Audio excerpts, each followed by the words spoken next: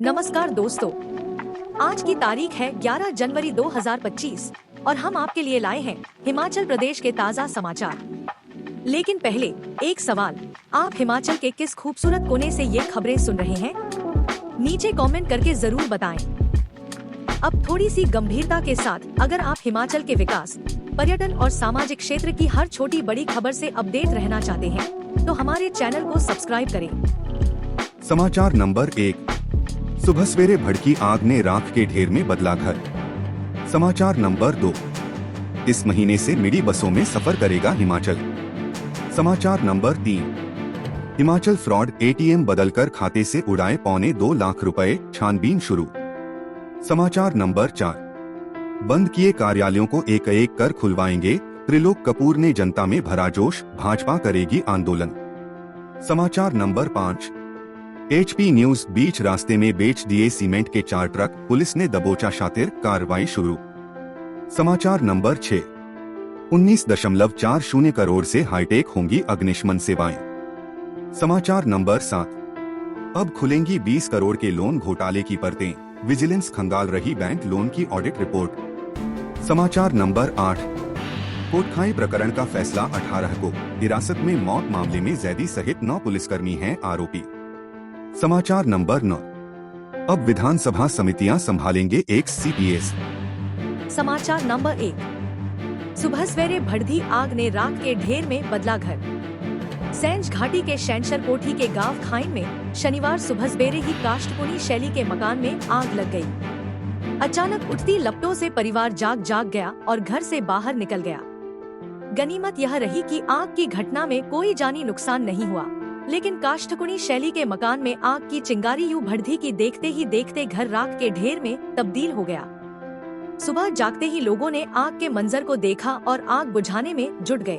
वहीं अग्निशमन केंद्र लारजी से भी फायर ब्रिगेड पहुंची और आग पर काबू पाया। आग की घटना में प्रताप चंद का घर स्वाह हो गया है और सर्द मौसम में परिवार खुले आसमान तले रहने को मजबूर हो गया है। समाचार नंबर 2, इस महीने से मिडी बसों में सफर करेगा हिमाचल। HRTC को अगले महीने मिनी और मिडी बसें मिलने की उम्मीद है। HRTC के अधिकारियों को आशा है कि फरवरी महीने के अंत तक यह बसें आ जाएंगी, जिससे यहां पर व्याप्त बसों की कमी से राहत मिल सकेगी। यह सभी डीजल बसें होंगी और 18 सीटर बसें होंगी। इनको उन स्थानों पर चलाया जा सकेगा जहां पर अभी बसें नहीं जा पा रही हैं। विशेष रूप से सरकार ने वहां पर कमी को दूर करने के लिए यह निर्णय ले रखा है। इसके लिए बाकायदा HRTC ने टेंडर कर दिया था, मगर इसमें कुछ बदलाव किए जाने हैं। इन बदलावों की मंजूरी HRTC का निदेशक मंडल देगा और इसके साथ ही दोबारा से टेंडर लगा दिया जाएगा। माना जा रहा है कि इसी महीने के अंत तक टेंडर खुलेगा और कंपनी का चयन कर उसे काम सौंप दिया जाएगा। इसमें HRTC को किसी तरह की दिक्कत नहीं है। उल्टा कंपनियों ने संपर्क किया है और वो बसें देने के लिए तैयार हैं।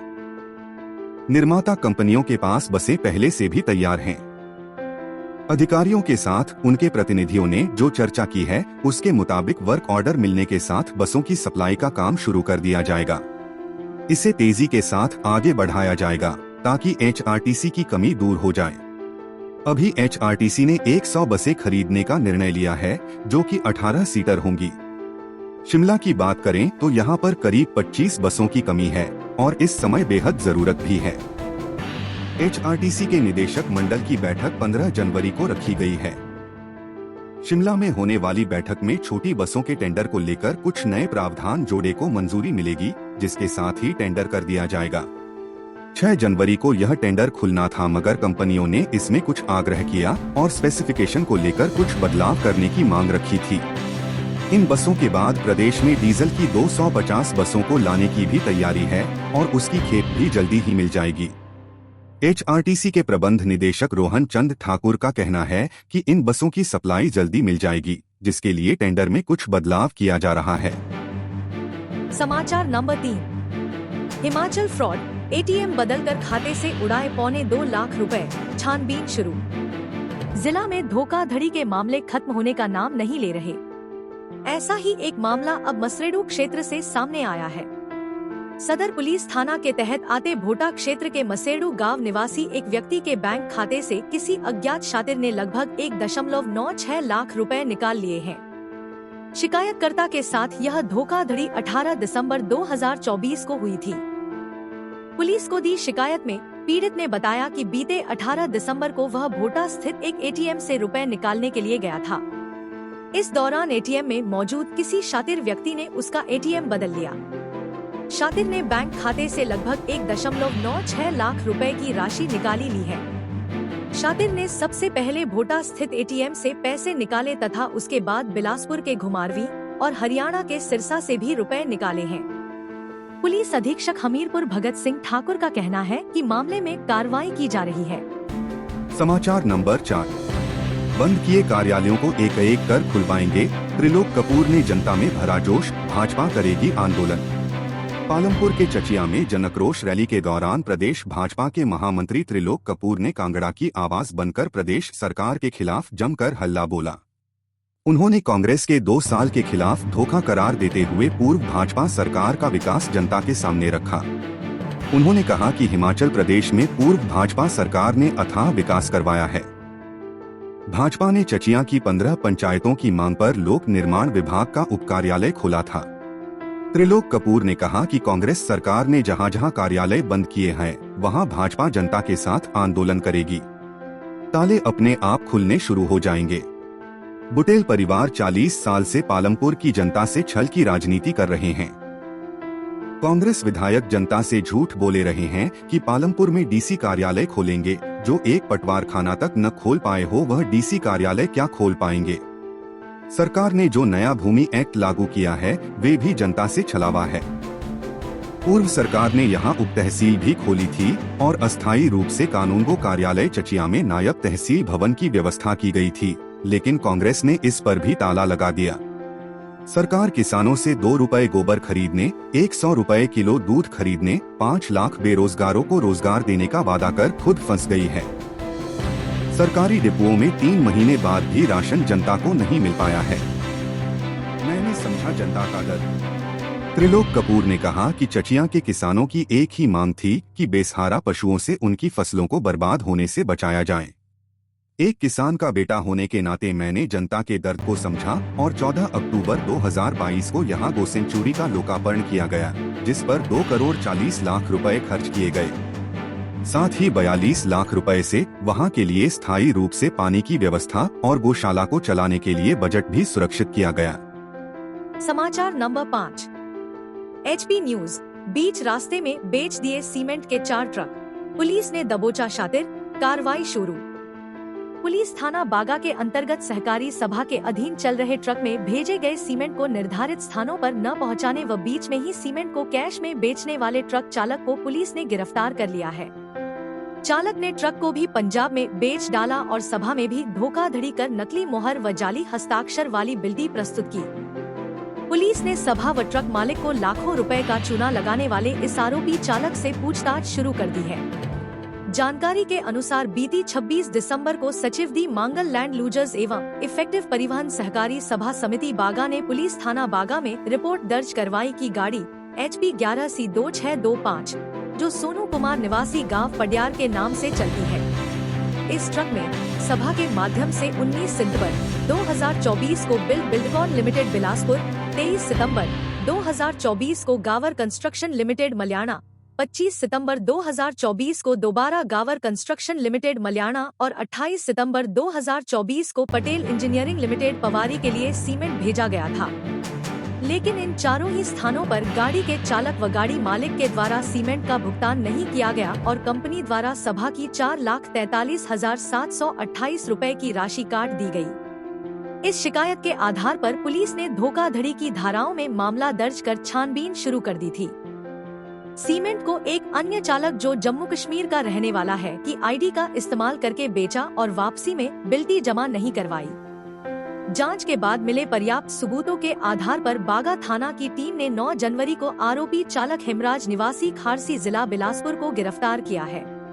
इतना ही नहीं, गिरफ्तार आरोपी ने ट्रक HP 11C2625 को गाड़ी मालिक की बिना सहमति के मंडी गोविंदगढ़ पंजाब में बेच दिया है।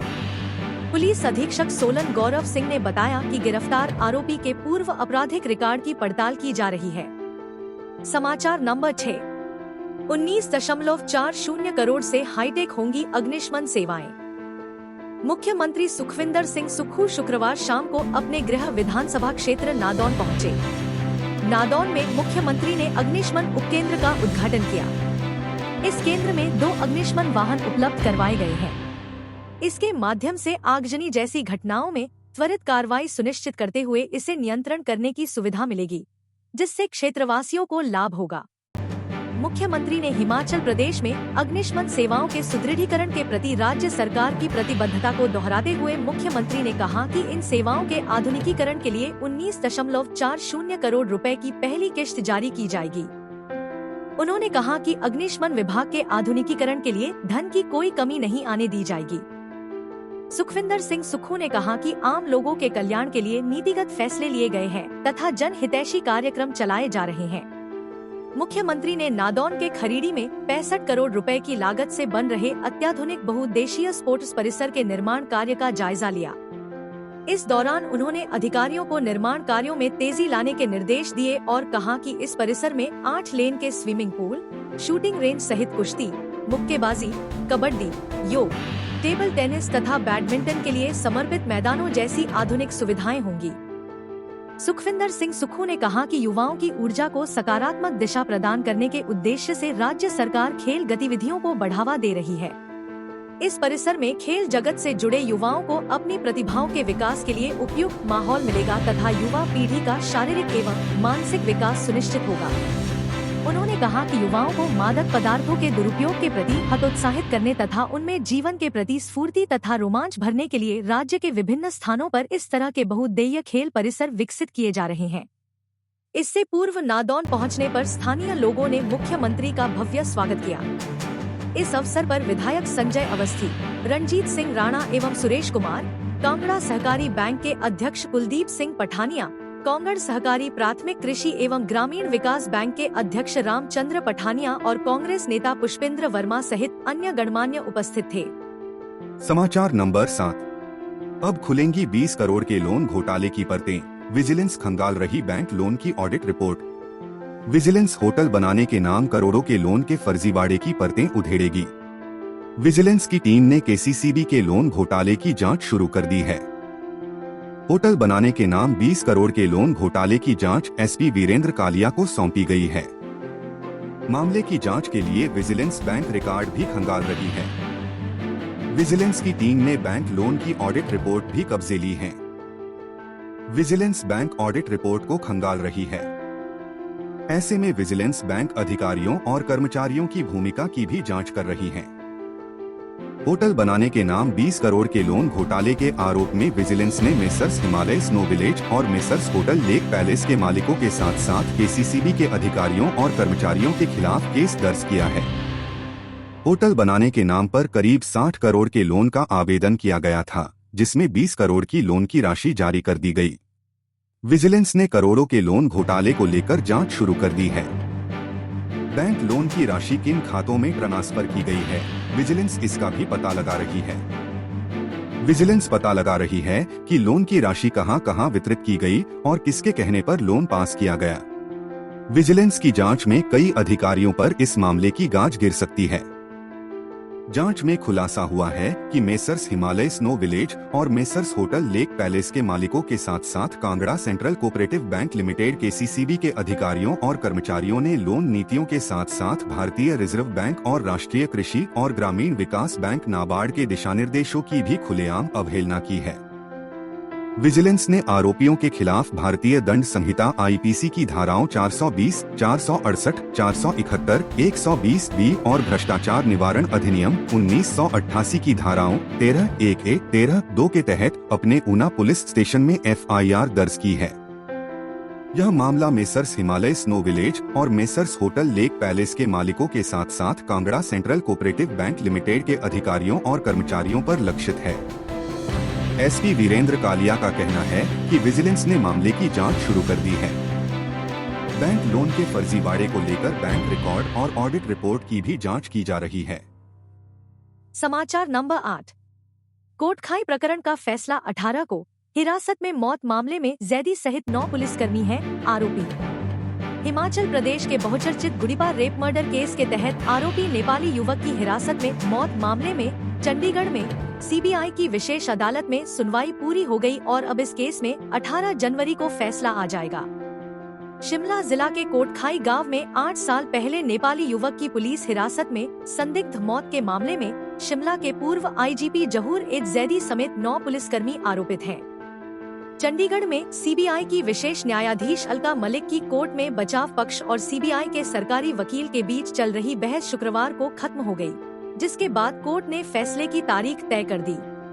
काबिले गौर है कि शिमला के कोटखाई के एक स्कूल की नाबालिग छात्रा 4 जुलाई 2017 को लापता हो गई थी। लापता होने के 2 दिन बाद जंगल से छात्रा की लाश बरामद हुई थी। 16 साल की गुड़ीपा काल्पनिक नाम के साथ पहले बलात्कार किया गया था और फिर बेरहमी से उसकी हत्या कर दी गई थी। पुलिस ने कुछ संदिग्ध लोगों को हिरासत में लिया और उनसे पूछताछ की। इनमें सूरज नाम का एक नेपाली युवक भी था। कोटखाई थाने में 18 जुलाई 2017 को सूरज की हिरासत में ही संदिग्ध परिस्थितियों में मौत हो गई थी। पहले इस मामले की जांच पुलिस और एसआईटी कर रही थी, लेकिन लोगों का आरोप था कि पुलिस आरोपियों के बचाने में लगी है। समाचार नंबर 9। अब विधानसभा समितियां संभालेंगे एक्स-सीपीएस। मुख्य संसदीय सचिव की कुर्सी गंवाने वाले सभी 6 विधायकों को नई जिम्मेदारियां मिल गई हैं। यह सभी विधायक विधानसभा में गठित समितियों की अध्यक्षता करेंगे। एक्स-सीपीएस संजय अवस्थी को सामान्य विकास समिति का अध्यक्ष बनाया गया है। इस समिति में अनिल शर्मा, सुधीर शर्मा, राकेश कालिया, रणधीर शर्मा, जीत राम कटवाल, दलीप ठाकुर, सुदर्शन सिंह बबलू और हरदीप सिंह बावा होंगे।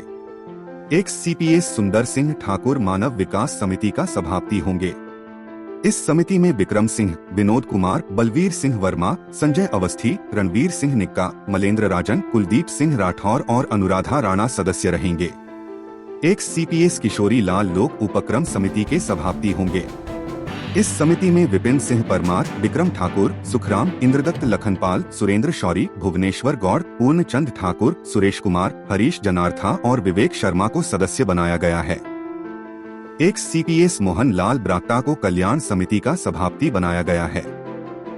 इस समिति में विनोद कुमार, रणधीर शर्मा, राम कुमार, रीना कश्यप, लोकेंद्र कुमार, दीप राज, चंद्रशेखर, सुदर्शन सिंह बबलू, विनोद सुल्तानपुरी और अनुराधा राणा सदस्य होंगे। पूर्व सीपीएस रामकुमार को ग्रामीण नियोजन समिति का सभापति बनाया गया है। इस समिति में सुखराम, इंद्रदत्त लखनपाल, प्रकाश राणा, नीरज नैयर, दीप राज, आशीष शर्मा, त्रिलोक जम्बाल और कमलेश ठाकुर सदस्य रहेंगे। पूर्व सीपीएस आशीष बुटेल को जन प्रशासन समिति का सभापति बनाया गया है। इस समिति में विपिन सिंह परमार, मोहन लाल ब्राक्टा, संजय रत्न, राकेश जम्बाल, इंद्र सिंह, डीएस ठाकुर, लोकेंद्र कुमार और कैप्टन रंजीत राणा को सदस्य बनाया गया है। हम अपने राज्य के विकास में योगदान देने में गर्व महसूस करते हैं और हमें उम्मीद है आने वाले दिनों में हमें और भी अच्छी खबरें मिलेंगी। इन खबरों को अधिक लोगों तक पहुंचने के लिए कृपया हमारा कंटेंट शेयर करें, साथ ही हमारे चैनल को सब्सक्राइब करें और अपडेट के लिए हमें फॉलो करें। अपने विचारों को कमेंट में शेयर करना ना भूलें। आपका सहयोग हमें और भी बेहतर काम करने में मदद करेगा। धन्यवाद।